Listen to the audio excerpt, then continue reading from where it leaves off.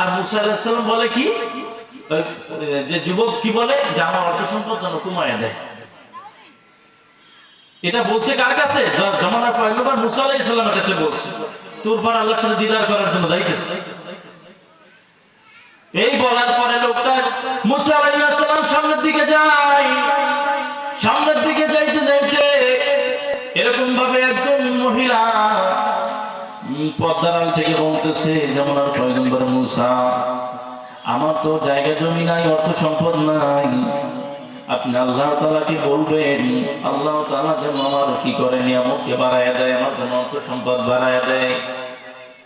এরকম সামনের দিকে যায়, একজন যুবক গোশের টুকরা মতো ঘোরাঘুরি করে, হাত নাই পা নাই। এই যুবকটা পয়গম্বর মুসা আলাইহিস সালামকে বলতেছেন, জামানার পয়গম্বর মুসা, আমার আল্লাহ তাআলা কেন সৃষ্টি করলেন? আল্লাহ তাআলাকে বলবেন আমার আল্লাহ তাআলা এর থেকে দুনিয়া থেকে নিয়ে যাওয়াই ভালো ছিল, কারণ আমি মসজিদে যাইতে পারি না, নামাজ পড়তে পারি না। আমার মনে চায় মসজিদে হেঁটে যায় আমি ইবাদত করব, আমার মনে চায় একটু বাজার করার জন্য, আমার মনে চায় একটু ইবাদত করার জন্য, কিন্তু আমি পারি না।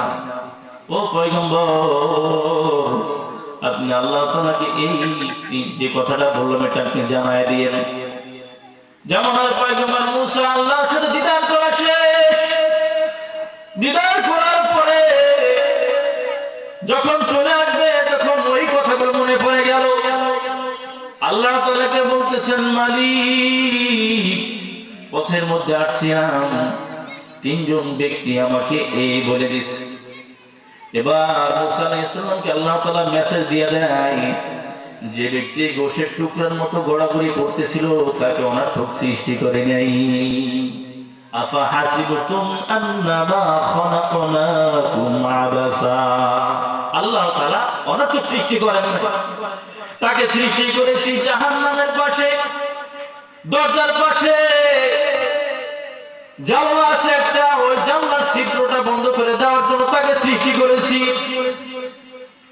এই কথা বলার পরে দ্বিতীয় ব্যক্তি যে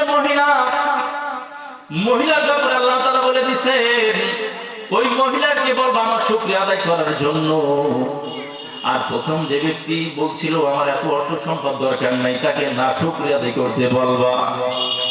জামানার পয়গম্বর যে পথে যাইতেছিলেন, হঠাৎ ওই মহিলার সাথে সাক্ষাৎ। মহিলা বলতেছে, জামানার পয়গম্বর,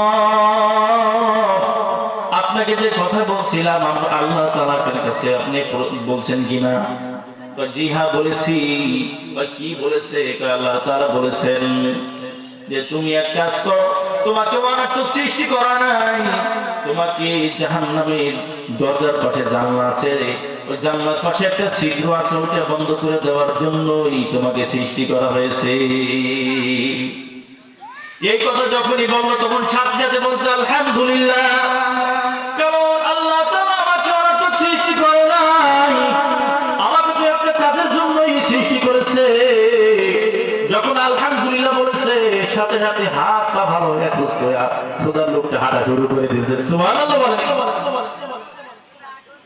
ও মুরব্বি বাবারা, যুবক ভাইরা, এটা একমাত্র কারণ হলো শুকরিয়া আদায় করেছে, ঠিক নেবে ঠিক।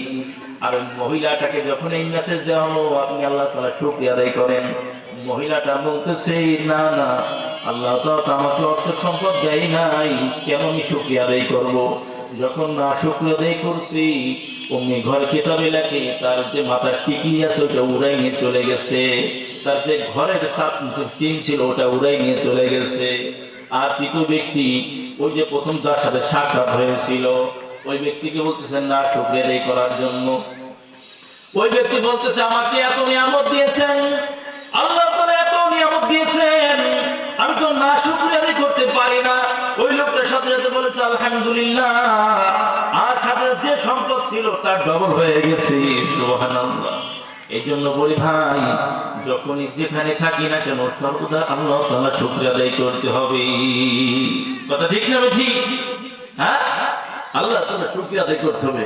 আমি আপনাদের সম্মুখে এক টুকরা তেলাওয়াত করেছি কোরআনের আয়াত, ইয়া আইয়ুহাল্লাযীনা আমানু তাকুল্লাহ ওয়া কুনু মা'আস সাদিকিন।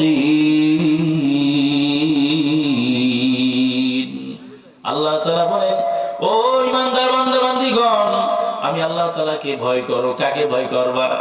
দুনিয়ার কোনো মানুষের ভয় করা যাবে? বলেন না কেন? দুনিয়ার কোনো মানুষের ভয় করা যাবে না। যারা বিএনপি ভাইরা করেন তারা চিন্তা করে আমরা যদি আমলিকে জোট দিই তাহলে পরবর্তীতে ক্ষমতা যদি ওরা আসে তাহলে তো খবর আছে। আবার যারা আমলিকের ভাইরা চিন্তা করেন বিএনপিতে যোগ দিই তাহলে তো আমলিক আসলে খবর আছে, ঠিক না বেঠিক? এরকম ভয় করে চিন্তা করে অমুকের নেতার দল যদি না করি আমার অবস্থা খারাপ।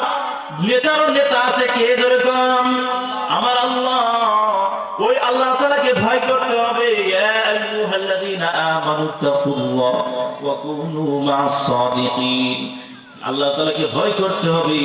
আর নেককার বান্দা যারা থাকবে তাদের কি সহযোগিতাকে তাদের সাথী হয়ে যাও। কাদের সাথী? নেককার বান্দাদের সাথী হয়ে যাও। নেককার বান্দা কারা বলেন? যারা সুদ খায়, ঘুষ খায়, মদ খায়, এরা কি নেককার বান্দা নাকি? এরা বদকা সমাজে নিকৃষ্ট মানুষ, ঠিক না বেটি? কিন্তু যারা আল্লাহ জিকির করে, কোরআন তেলাওয়াত করে, কোরআনের হাফেজ, কোরআনের আলেম, তারপরে যায় মসজিদ মাদ্রাসা চালায়, এরাই হলো নেককার ব্যক্তি। কথা ঠিক না? আবার একজন ব্যক্তি দিন মজুরি ভ্যান চালায় আর যখন সবসময় জিকির, এও নেককার ব্যক্তি। এই জন্য আলেম ওলামাদের সাথে সম্পর্ক রাখতে হবে। কাদের সাথে? যেরকম আপনাদের এই মাদ্রাসা বিরাট হাফিজি মাদ্রাসা, এটা তো